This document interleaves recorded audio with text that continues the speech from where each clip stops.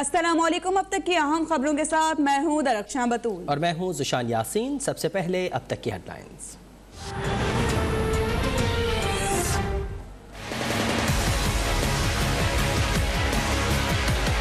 सबसे यही रिक्वेस्ट है, ज़्यादा से ज़्यादा वैक्सीनेशन कराएं। सारे सरकारी मुलाजमीन, अगर उसकी वैक्सीनेशन नहीं होगी तो उसकी तनख्वाह रोक। अगर स्कूल खुलना है तो सारे टीचर्स को, स्कूल के स्टाफ को वैक्सीनेट होना लाजमी है। सब दुकानदार जो उनका स्टाफ है वो वैक्सीनेट हुआ हो और वो अपना प्रूफ रखे। सिंध में 9वीं और उससे ऊपर की क्लासेस कल से शुरू हो जाएंगी। कारोबारी सरगर्मियां रात 8 बजे तक जारी रखने की इजाजत। असातिज़ा और दुकानदारों को वैक्सीनेशन के लिए 2 हफ्तों की मोहलत। वज़ीर आला सिंध के ज़ेर सदारत टास्क फोर्स का इजलास। आउटडोर डाइनिंग रात 12 बजे तक जारी रखने का फैसला। साहिल और सैलून भी पीर को खुल जाएंगे। 2 हफ्ते बाद शादी हॉल्स खोलने की इजाजत होगी।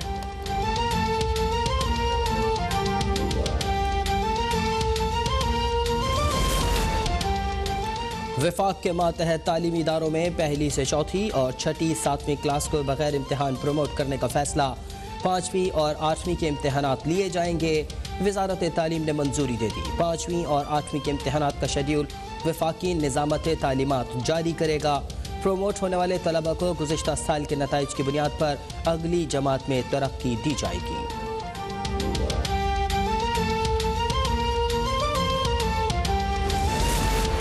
एग्जीक्यूट करने के लिए कोई नई स्कीम नहीं दी गई। हमारी स्कीम्स थी जो काट दी गई। पंजाब को रोड सेक्टर में फेडरल गवर्नमेंट पैसे दे रही है सूबाई हुकूमत को प्रोविंशियल रोड्स बनाने के लिए। सिंध के साथ ऐसा सलूक क्यों कर रहे हैं? लगता है कि मैं बहरे लोगों से बात कर रहा हूँ। गूंगे नहीं है इसलिए कि वो पता नहीं क्या क्या, फिर अभी जो शुरू होंगे ना उनके पीछे लोग, वो देखिएगा आप लोग। लेकिन बहरे लोगों से मैं ज़रूर बात कर रहा हूँ। वज़ीर आला सिंध मुराद अली शाह का एक बार फिर वफाक पर इम्तियाजी सलूक का इल्ज़ाम। कहा, पंजाब को तरक्याती फंड्स दिए जा रहे हैं लेकिन सिंध को नहीं। कहा गया आगे पब्लिक प्राइवेट पार्टनरशिप से मोटरवे बनेगा। कराची में कोरोना पाबंदियों को मुआशी कत्लेआम कहा गया और लाहौर में पाबंदियों पर खामोशी। वज़ीर आज़म से दरख्वास्त की थी कि असद उमर से कराची में एहतियात की अपील कराएं, लेकिन ऐसा नहीं किया गया।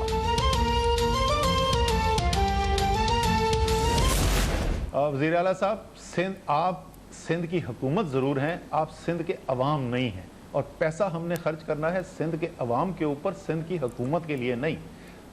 जो पहले पैसा गया है सिंध की हुकूमत के पास, उससे बड़े शानदार सरे के अंदर महल भी बने, उससे स्विट्ज़रलैंड में डायमंड के नेकलेस भी मिले, उससे दुबई के अंदर टावर भी खड़े हो गए और पता नहीं क्या क्या कहाँ दुनिया में, फ्रांस में जायदादें बनाई गई। लेकिन वो सिंध के अंदर नहीं लगा पैसा। सिंध के अवाम जानते हैं मैं क्या बात कर रहा हूँ, चाहे वो शहरी हो या देही अवाम हो।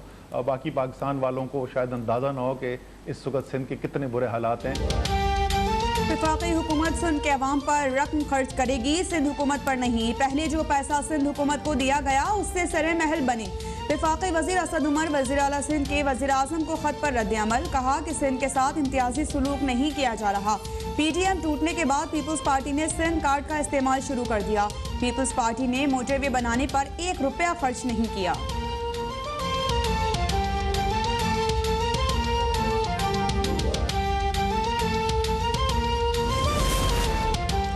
वज़ीर आज़म इमरान खान ने कहा है कि क़यादत और वफाकी वज़रा करप्ट हों तो मुल्क का दिवालिया निकल जाता है। निचले तबके के सरकारी मुलाजमीन रिश्वत लें तो मसाइल पैदा होते हैं। आम शहरी रिश्वत के रकम अपने ऊपर टैक्स तसव्वुर करता है। वज़ीर आज़म इमरान खान यौम माहौलियत पर पाकिस्तान के साथ ताउन की पेशकश पर चीनी सदर से इज़हार तशक्कुर। कहा, चीनी सदर का पैगाम मौसमियाती चैलेंजेस से निपटने के आज़्म की अक्कासी करता है।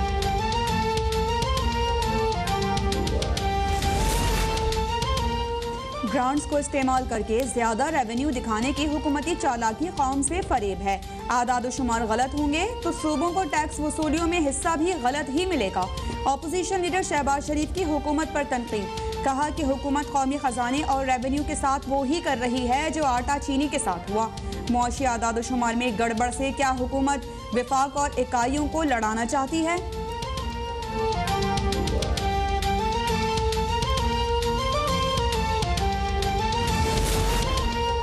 हुकूमत मुल्क में महंगाई का इल्ज़ाम IMF पर लगाकर अपनी नाअहली पर पर्दा नहीं डाल सकती। IMF से सख्त शराइत पर मुआहदा करके कौम की खुददारी को दाव पर लगा दिया गया है।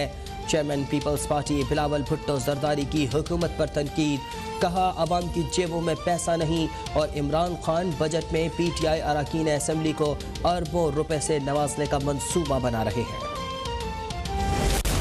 मुल्क में मैं कोई अपोजिशन नहीं देख रहा इमरान खान।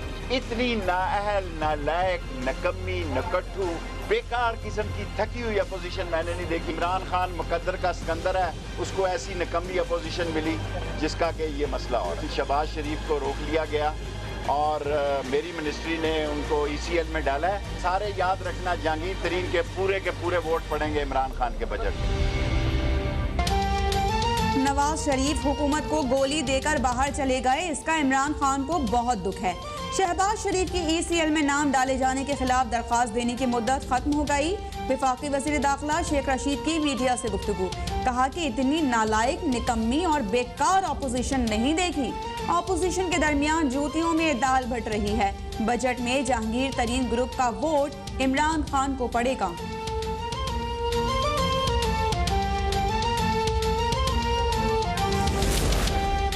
अमीर जमात इस्लामी सिराजुल हक ने कहा है कि मुल्क माफियाज के रहमो करम पर है। अगर गंदम की रिकॉर्ड फसल हुई है तो आटा 90 रुपए किलो क्यों है?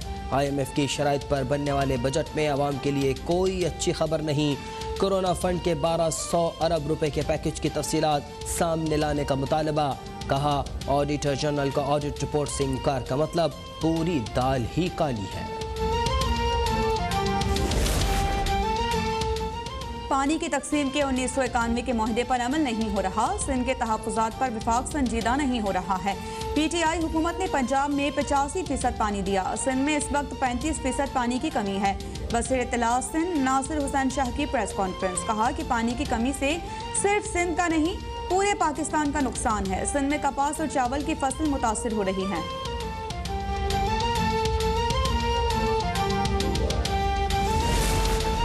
मुस्लिम लीग नून का कोरोना रिलीफ पैकेज से मुतालिक ऑडिटर जनरल की रिपोर्ट मंजर आम पर लाने का मुतालबा। मरियम औरंगजेब का कहना है कि इमरान खान ने अवाम की रोटी और चीनी के बाद कोरोना फंड्स के 1200 अरब रुपए भी खा लिए। कोरोना वैक्सीन की बर वक्त बुकिंग कराई जाती तो हज़ारों पाकिस्तानियों की जिंदगियां बचाई जा सकती थीं। हुकूमत को वर्ल्ड बैंक, एशियाई बैंक और यूरोपीय यूनियन की इमदाद का हिसाब भी देना है।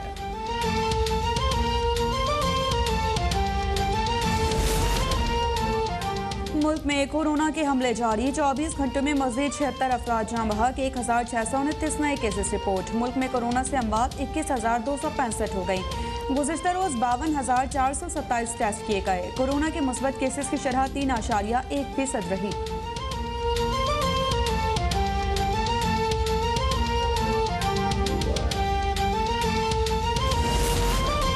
पाक बहरिया के जहाज PNS सैफ का जिबूती का दौरा। बंदरगाह आमद पर मेज़बान बहरिया ने पाकिस्तानी सफारती हुक्काम के हमराह पाक बहरिया के जहाज का इस्तकबाल किया।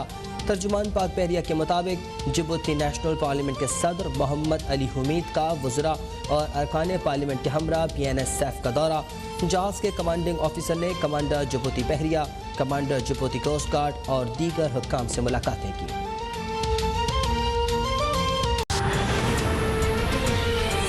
हेडलाइंस आप जान चुके हैं। बुलेटिन के आगाज में सबसे पहले आपको बताएं कि सिंध में ताजरों का एहतजाज रंग ले आया है। सिंध हुकूमत ने कल से दुकानें रात 8 बजे तक खोलने का फैसला कर लिया है। दुकानों के स्टाफ की वैक्सीनेशन लाजमी होगी। 15 दिन बाद दुकानों के स्टाफ के वैक्सीनेशन सर्टिफिकेट्स चेक किए जाएंगे। जी हाँ, और आउटडोर डाइनिंग रात 12 बजे तक खोलने की इजाज़त होगी। इसके अलावा ये भी बताया जा रहा है कि 2 हफ्तों के बाद शादी हॉल्स खोलने की इजाज़त होगी। सिंध में 9वीं और उससे ऊपर की जो क्लासेस हैं वो कल से शुरू हो जाएंगी।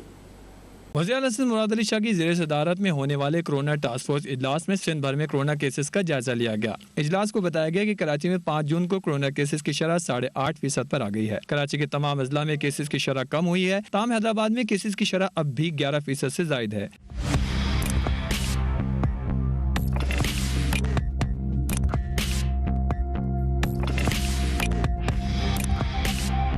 वज़ीर आला सिंध ने पीर 7 जून से कारोबार के लिए औकात कार में 2 घंटे का इजाफा कर दिया। कल से बाजार और मार्केटें रात 8 बजे तक खुली रहेंगी।